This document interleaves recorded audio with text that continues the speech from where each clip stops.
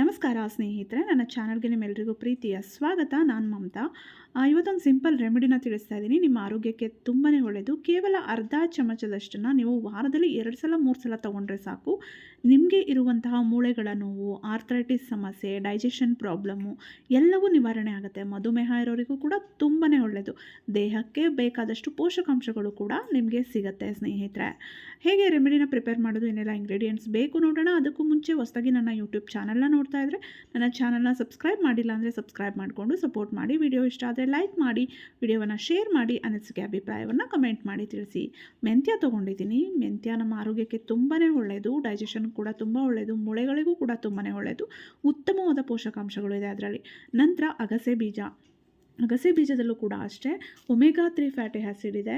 ಜೊತೆಗೆ ಇದರಲ್ಲಿ vitamin B1 ಇದೆ, ಮ್ಯಾಂಗನೀಸ್ ಇದೆ, ಮತ್ತು ಇದರಲ್ಲಿ ಆ್ಯಂಟಿ ಆಕ್ಸಿಡೆಂಟ್ಗಳು ಕೂಡ ಇದೆ. ಅದರಿಂದ ಇದು ನಮ್ಮ ಸಂಪೂರ್ಣ ಆರೋಗ್ಯಕ್ಕೆ ಇದು ಕೂಡ ತುಂಬಾ ಪ್ರಯೋಜನಕಾರಿ. ಮೂಳೆಗಳ ಆರೋಗ್ಯಕ್ಕೂ ಕೂಡ ಒಳ್ಳೆಯದು. ನಮ್ಮ ಕೂದಲು ಮತ್ತು ಚರ್ಮಕ್ಕೂ ಪ್ರಯೋಜನಕಾರಿ. ನಂತರ ಕಲೋಂಜಿ ಸೀಡ್ಸನ್ನು ತೊಗೊಳ್ತಾ ಇದ್ದೀನಿ. ಇದನ್ನು ತುಂಬ ಜನ ಎಳ್ಳು ಅಂದ್ಕೊಳ್ತಾರೆ, ಕಪ್ಪು ಎಳ್ಳು ಅಂದ್ಕೊಳ್ತಾರೆ. ಕಪ್ಪು ಎಳ್ಳು ಇದೇ ಥರನೇ ಕಾಣುತ್ತೆ, ಆದರೆ ಇದು ಸ್ವಲ್ಪ ತಿಕ್ಕಾಗಿರುತ್ತೆ ನೋಡಿ. ಕಲೋಂಜಿ ಅಂತ ಸಿಗುತ್ತೆ. ಇದನ್ನು ನಾರ್ತ್ ಇಂಡಿಯನ್ಸು ಅವರು ಅಡುಗೆನಲ್ಲಿ ಬಳಸ್ತಾರೆ. ಇದನ್ನು ಜಾಸ್ತಿ ಪ್ರಮಾಣದಲ್ಲಿ ತೊಗೊಳ್ಬಾರ್ದು. ಸ್ವಲ್ಪ ಒಂದು ದಿನಕ್ಕೆ ಒಂದು 4 ಕಾಳಷ್ಟು ತೊಗೊಂಡ್ರೆ ಒಳ್ಳೆಯದು. ಅಸ್ತಮ ಇರೋರಿಗೆ ತುಂಬಾ ಒಳ್ಳೆಯದು. ಇದರಲ್ಲಿ ವಿಟಮಿನ್ ಎ ಇದೆ, ವಿಟಮಿನ್ ಸಿ ಇದೆ, ವಿಟಮಿನ್ ಬಿ ಕಾಂಪ್ಲೆಕ್ಸ್ ಕೂಡ ಇದೆ. ಇದರಲ್ಲಿ ಉತ್ತಮವಾದ ಆ್ಯಂಟಿ ಆಕ್ಸಿಡೆಂಟ್ಸ್ಗಳಿದೆ ಅಂತಲೇ ಹೇಳ್ಬೋದು ಸ್ನೇಹಿತರೆ. ಇದು ಆ್ಯಂಟಿ ಬ್ಯಾಕ್ಟೀರಿಯಲ್ ಆಗಿ ಕೂಡ ವರ್ಕ್ ಮಾಡುತ್ತೆ. ಇದು ಕೂದಲಿನ ಆರೋಗ್ಯಕ್ಕೆ ತುಂಬಾ ಒಳ್ಳೆಯದು. ಡೈಜೆಷನ್ ಕೂಡ ಇಂಪ್ರೂವ್ ಮಾಡುತ್ತೆ. ಮೂಳೆಗಳ ಆರೋಗ್ಯಕ್ಕೂ ಕೂಡ ತುಂಬಾ ಪ್ರಯೋಜನಕಾರಿ ಅಂತಲೇ ಹೇಳ್ಬೋದು. ಹೆಲ್ದಿ ಫ್ಯಾಟ್ಸ್ ಕೂಡ ಇದರಿಂದ ನಮಗೆ ಸಿಗುತ್ತೆ. ತುಂಬ ಡೈಜೆಷನನ್ನು ನಾವು ಇಂಪ್ರೂವ್ ಮಾಡ್ಕೊಳ್ಳೋದಕ್ಕೂ ಸಹಾಯ ಆಗುತ್ತೆ. ಹಾಗೆ ತುಂಬಾ ಬಯೋ ಆಕ್ಟಿವ್ ಕಾಂಪೌಂಡ್ಸ್ ಇರೋದ್ರಿಂದ ಒಟ್ಟಾರೆ ನಮ್ಮ ಆರೋಗ್ಯವನ್ನು ಕಾಪಾಡೋದಕ್ಕೆ ಇದು ತುಂಬ ಸಹಾಯ ಮಾಡುತ್ತೆ. ಪ್ರೋಟೀನ್ ಕೂಡ ಸಿಗುತ್ತೆ ಇದರಿಂದ ನಮಗೆ. ನಂತರ ಚಕ್ಕೆ, ಸ್ವಲ್ಪ ಚಕ್ಕೆಯನ್ನು ತೊಗೊಂಡು ಅದನ್ನು ಹಾಗೆ ಪೌಡರ್ ಮಾಡ್ಕೊಂಡಿದ್ದೀನಿ. ಚಕ್ಕೆ ಕೂಡ ಅಷ್ಟೇ ನಮ್ಮ ಆರೋಗ್ಯಕ್ಕೆ ತುಂಬಾ ಒಳ್ಳೆಯದು. ಮಧುಮೇಹ ಇರೋರಿಗೂ ಕೂಡ ತುಂಬಾ ಪ್ರಯೋಜನಕಾರಿ ಅಂತಲೇ ಹೇಳ್ಬೋದು. ನಂತರ ಓಂ ಕಾಳು ಡೈಜೆಷನನ್ನು ಇಂಪ್ರೂವ್ ಮಾಡೋದಕ್ಕೆ ಸಹಾಯ ಮಾಡುತ್ತೆ. ದೇಹದಲ್ಲಿ ಏನಾದರೂ ವಾಯು ಸೇರಿಕೊಂಡಿದ್ರೆ ಅದರ ನಿವಾರಣೆಗೆ ಸಹಾಯ ಮಾಡುತ್ತೆ. ಮೂಳೆಗಳ ಆರೋಗ್ಯಕ್ಕೂ ಕೂಡ ತುಂಬಾ ಒಳ್ಳೆಯದು. ಆರ್ಥ್ರೈಟಿಸ್ ಸಮಸ್ಯೆ ಇರೋರಿಗೆ, ಪದೇ ಪದೇ ಸೊಂಟ ನೋವು ಬರೋರಿಗೆ ಎಲ್ಲರಿಗೂ ಇದು ತುಂಬಾ ಯೂಸ್ಫುಲ್ ಅಂತಲೇ ಹೇಳ್ಬೋದು. ಅದಕ್ಕೆ ನಾನು ಓಂ ಕಾಳನ್ನು ಕೂಡ ತೊಗೊಂಡಿದ್ದೀನಿ. ಇದೆಲ್ಲವೂ ನಿಮಗೆ ಪ್ರಾವಿಷನ್ ಸ್ಟೋರ್ಸಲ್ಲಿ ಸಿಗುತ್ತೆ ಅಥವಾ ಮನೆಯಲ್ಲೇ ಇರುತ್ತೆ. ಇದನ್ನು ನೀವು ಬಳಸ್ಕೊಂಡು ಈ ರೆಮಿಡಿಯನ್ನು ರೆಡಿ ಮಾಡ್ಕೊಳ್ಬಹುದು. ಮೊದಲನೇದಾಗಿ ಮೆಂತ್ಯವನ್ನು 3 ಚಮಚದಷ್ಟು ಹಾಕ್ಕೊಳ್ತಾ ಇದ್ದೀನಿ. ಹಾಕ್ಕೊಂಡು ಇದನ್ನು ಹಾಗೆ ಡ್ರೈಯಾಗಿ ರೋಸ್ಟ್ ಮಾಡ್ಕೊಳ್ಳೋಣ. ಕಲರ್ ಚೇಂಜ್ ಆಗುತ್ತೆ, ಒಳ್ಳೆ ಪರಿಮಳ ಬರುತ್ತೆ. ಅಲ್ಲಿವರೆಗೂ ನಾವು ಇದನ್ನು ರೋಸ್ಟ್ ಮಾಡ್ಕೊಳ್ಬೇಕು. ಮೆಂತ್ಯ ದೇಹವನ್ನು ತಂಪು ಮಾಡುತ್ತೆ, ದೇಹದ ಉಷ್ಣಾಂಶವನ್ನು ಕಡಿಮೆ ಮಾಡುತ್ತೆ.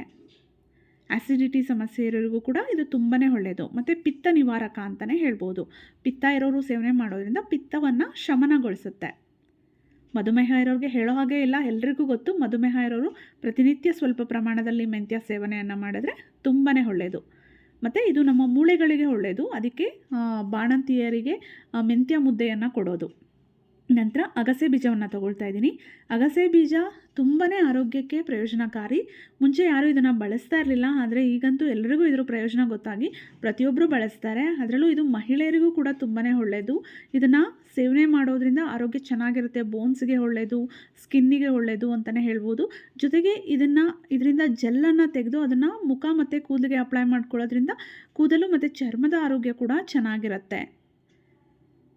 ಇರ್ರೆಗ್ಯುಲರ್ ಪೀರಿಯಡ್ ಇರೋರು, PCOD ಪ್ರಾಬ್ಲಮ್ ಇರೋರು, ಮಕ್ಕಳಾಗದೇ ಇರೋರು ಎಲ್ಲರೂ ಅಗಸೆ ಬೀಜವನ್ನು ಸೇವಿಸೋದ್ರಿಂದ, ಅದನ್ನು ರೋಸ್ಟ್ ಮಾಡಿ ಸೇವನೆ ಮಾಡೋದ್ರಿಂದ ಒಳ್ಳೆ ಬೆನಿಫಿಟ್ ಸಿಗುತ್ತೆ ನಮಗೆ. ಹೆಲ್ದಿ ಫ್ಯಾಟ್ ಕೂಡ ಇದರಿಂದ ನಮಗೆ ಸಿಗುತ್ತೆ. ಅದರಿಂದ ಹಾರ್ಟ್ ಹೆಲ್ತಿಗೂ ಕೂಡ, ಹೃದಯದ ಆರೋಗ್ಯ ಕೂಡ ತುಂಬಾ ಒಳ್ಳೆಯದು. ನಂತರ ಓಂ ಕಾಳನ್ನು ತೊಗೊಳ್ತಾ ಇದ್ದೀನಿ. ಓಂ ಕಾಳನ್ನು ನಾನು 1.5 ಚಮಚದಷ್ಟು ತೊಗೊಂಡಿದ್ದೀನಿ. ಇದನ್ನು ಅಷ್ಟೇ ಹಾಗೆ ಸ್ವಲ್ಪ ರೋಸ್ಟ್ ಮಾಡ್ಕೊಳ್ಳೋಣ. ಎಲ್ಲವನ್ನ ರೋಸ್ಟ್ ಮಾಡೋದ್ರಿಂದ ಇದನ್ನು ನಾವು ಮತ್ತೆ ಕುದಿಸೋ ಥರ ಇರಲಿ ಅಥವಾ ಬೇಯಿಸೋ ಥರ ಇರಲಿ ಏನೂ ಇರೋದಿಲ್ಲ. ಹಾಗೆ ಎಲ್ಲವನ್ನು ಪೌಡ್ರ್ ಮಾಡಿ ನಾವು ಇಟ್ಕೊಂಡ್ರೆ ಪ್ರತಿನಿತ್ಯ 1 ತಿಂಗಳವರೆಗೂ ಇಟ್ಕೊಂಡು ಇದನ್ನು ನಾವು ಬಳಸಬಹುದು. ಎಲ್ಲವನ್ನು ನಾನು ಒಂದು ಪ್ಲೇಟಲ್ಲಿ ಹಾಕ್ಕೊಳ್ತಾ ಇದ್ದೀನಿ. ನಂತರ ಕಲೋಂಜಿಯನ್ನು ತೊಗೊಳ್ತಾ ಇದ್ದೀನಿ. ಕಲೋಂಜಿಯನ್ನು ನಾನು ಆಗಲೇ ಹೇಳಿದೆ ಅದನ್ನು ಜಾಸ್ತಿ ಬಳಸಬಾರ್ದು ಅಂತ. ಅದಕ್ಕೆ ಒಂದು 1/4 ಸ್ಪೂನಷ್ಟು ಹಾಕ್ಕೊಳ್ತಾ ಇದ್ದೀನಿ. ಸ್ವಲ್ಪ ಪ್ರಮಾಣದಲ್ಲಿ ಮಾತ್ರ ಪ್ರತಿನಿತ್ಯ ನಾವು ಇದನ್ನು ಸೇವಿಸಿದ್ರೆ ಆರೋಗ್ಯಕ್ಕೆ ಪ್ರಯೋಜನಗಳನ್ನು ಪಡ್ಕೊಳ್ಬಹುದು. ಸ್ವಲ್ಪವನ್ನು ಹಾಗೆ ರೋಸ್ಟ್ ಮಾಡ್ಕೊಳ್ಳೋಣ. ಒಂದು ದಿನಕ್ಕೆ ಒಂದು 4 ಕಾಳುಗಳಿರುತ್ತೆ ನೋಡಿ, ಅದು ಸೀಡ್ಸು, ಅಷ್ಟನ್ನು ಸೇವನೆ ಮಾಡಿದ್ರೆ ಸಾಕು. ಅದಕ್ಕೆ ಜಸ್ಟ್ ಒಂದು 1/4 ಟೇಬಲ್ ಸ್ಪೂನಷ್ಟು ನಾನು ತೊಗೊಂಡಿದ್ದೀನಿ. ಇದನ್ನು ಸ್ವಲ್ಪ ಹೀಗೆ ರೋಸ್ಟ್ ಮಾಡ್ಕೊಳ್ಳೋಣ. ಇದನ್ನು ಪೌಡರ್ ಮಾಡಿ ಕೂದಲಿಗೂ ಕೂಡ ಪ್ಯಾಕ್ ಹಾಕ್ಕೊಳ್ತಾರೆ. ಇದರಿಂದ ನಮ್ಮ ಕೂದಲಿನ ಆರೋಗ್ಯ ಚೆನ್ನಾಗಿರುತ್ತೆ, ಬೇಗ ಬಿಳಿ ಕೂದಲು ಆಗೋದಿಲ್ಲ. ನಂತರ ಚಕ್ಕೆ ಪೌಡರ್ ಮಾಡ್ಕೊಂಡಿದ್ದೆ ಅಲ್ವಾ, ಅದನ್ನು ಕೂಡ ಹಾಕ್ಕೊಳ್ತಾ ಇದ್ದೀನಿ. ಎಲ್ಲವನ್ನು ಒಂದು ಪ್ಲೇಟಲ್ಲಿ ಹಾಕ್ಕೊಳ್ಳೋಣ. ಇದು ತಣ್ಣಗಾಗಿದ ನಂತರ ಇದನ್ನು ನಾವು ಚೆನ್ನಾಗಿ ಒಂದು ಮಿಕ್ಸರ್ ಗ್ರೈಂಡರಲ್ಲಿ ಹಾಕಿ ಪೌಡರ್ ಮಾಡ್ಕೊಳ್ಬೇಕು. ಎಷ್ಟು ನೈಸಿಗೆ ಸಾಧ್ಯನೋ ಅಷ್ಟು ನೈಸಿಗೆ ಪೌಡರ್ ಮಾಡಿಕೊಂಡು ಒಂದು ಏರ್ ಟೈಟ್ ಬಾಕ್ಸಲ್ಲಿ ಹಾಕಿ ನೀವು ಡಬ್ಬಿನಲ್ಲಿ ಹಾಕಿ ಇಟ್ಕೊಂಡು ಪ್ರತಿದಿನ ಬೇಕಾಗಲ್ಲ, ವಾರದಲ್ಲಿ ಒಂದು 3 ದಿನ ಅಥವಾ ದಿನ ಬಿಟ್ಟು ದಿನ ಈ ಥರ ಬಳಸ್ಬೋದು.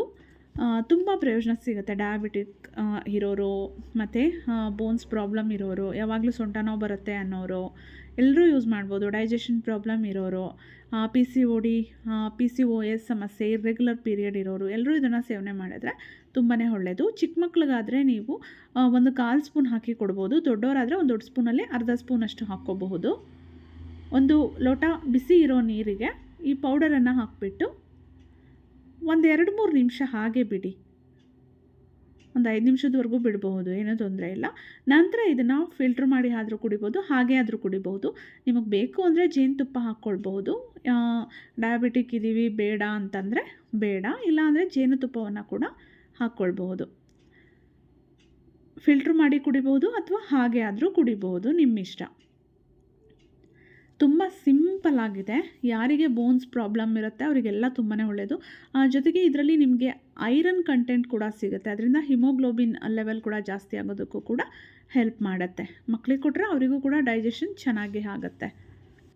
ಇದನ್ನು ಒಂದು ಡಬ್ಬಿಯಲ್ಲಿ ಸ್ಟೋರ್ ಮಾಡಿ ಇಟ್ಕೊಂಡು ಒಂದು ತಿಂಗಳವರೆಗೂ ನೀವು ಇದನ್ನು ಬಳಸ್ಬೋದು. ರೋಸ್ಟ್ ಮಾಡಿರೋದ್ರಿಂದ ಒಂದು 2 ತಿಂಗಳಿಟ್ಟರೂ ಕೂಡ ಏನೂ ಆಗೋದಿಲ್ಲ. ಮತ್ತು ಇದು ಎಲ್ಲವನ್ನ ನಾವು ರೋಸ್ಟ್ ಮಾಡಿದ್ದೀವಿ, ಡ್ರೈ ರೋಸ್ಟು. ಅದರಿಂದ ಯಾವುದೇ ರೀತಿಯ ನೀವು ಕುದಿಸ್ಬೇಕು, ಅದನ್ನು ಚೆನ್ನಾಗಿ ಬೇಯಿಸಬೇಕು ಅನ್ನೋ ಅವಶ್ಯಕತೆ ಇರೋದಿಲ್ಲ ಸ್ನೇಹಿತರೆ. ಯಾವಾಗ ಇದನ್ನು ಸೇವನೆ ಮಾಡಬೇಕು ಅಂದರೆ ಬೆಳಗ್ಗೆ ಸೇವನೆ ಮಾಡ್ಬೋದು. ತುಂಬಾ ಹೊಟ್ಟೆ ಉರಿ ಎಲ್ಲ ಇದೆ ನಮಗೆ ಅನ್ನೋರು ಬೆಳಗ್ಗೆ ಎದ್ದ ತಕ್ಷಣ ಒಂದು ಲೋಟ ನೀರನ್ನು ಕುಡಿದ್ಬಿಟ್ಟು ನಂತರ ಇದನ್ನು ಸ್ವಲ್ಪ ಹೊತ್ತು ಬಿಟ್ಟು ಇದನ್ನು ಸೇವನೆ ಮಾಡಿ ಅರ್ಧ ಗಂಟೆ ಬಿಟ್ಟು ನೀವು ಏನು ತಿಂಡಿ ನಿಮ್ಮದು ಬೆಳಗಿನ ಬ್ರೇಕ್ಫಾಸ್ಟನ್ನು ತೊಗೊಳ್ಬಹುದು. ಸ್ನೇಹಿತರೆ, ವಿಡಿಯೋ ಇಷ್ಟ ಆಗಿದೆ ಅಂದ್ಕೊಳ್ತೀನಿ. ವಿಡಿಯೋ ಇಷ್ಟ ಆಗಿದರೆ ವಿಡಿಯೋವನ್ನು ಲೈಕ್ ಮಾಡಿ, ಶೇರ್ ಮಾಡಿ, ಅನಿಸಿಕೆ ಅಭಿಪ್ರಾಯಗಳನ್ನು ದಯವಿಟ್ಟು ಕಮೆಂಟ್ ಬಾಕ್ಸಲ್ಲಿ ಕಮೆಂಟ್ ಮಾಡಿ ತಿಳಿಸಿ. ನನ್ನ ಚಾನಲಲ್ಲಿ ಸಾಕಷ್ಟು ಯೂಸ್ಫುಲ್ ವೀಡಿಯೋಸ್ ಇದೆ, ಫ್ರೀ ಇದ್ದಾಗ ನೋಡಿ ಸಪೋರ್ಟ್ ಮಾಡಿ. ಸಾಕಷ್ಟು ಮುದ್ರೆಗಳು, ಪ್ರಾಣಾಯಾಮ, ಯೋಗಾಸನ, ನ್ಯಾಚುರಲ್ಲಾಗಿ ನಿಮ್ಮ ಸಮಸ್ಯೆಯನ್ನು, ಸುಮಾರು ಸಮಸ್ಯೆಗಳನ್ನು, ಹೆಲ್ತ್ ಸಮಸ್ಯೆಗಳನ್ನು ನಿವಾರಣೆ ಮಾಡುವಂತಹ ಮಸಾಜ್ಗಳು ಎಲ್ಲವೂ ನನ್ನ ಚಾನಲಲ್ಲಿ ಸಿಗುತ್ತೆ. ಫ್ರೀ ಇದ್ದಾಗ ನೋಡಿ ಸಪೋರ್ಟ್ ಮಾಡಿ. ಮತ್ತೆ ಭೇಟಿಯಾಗೋಣ. Thank you.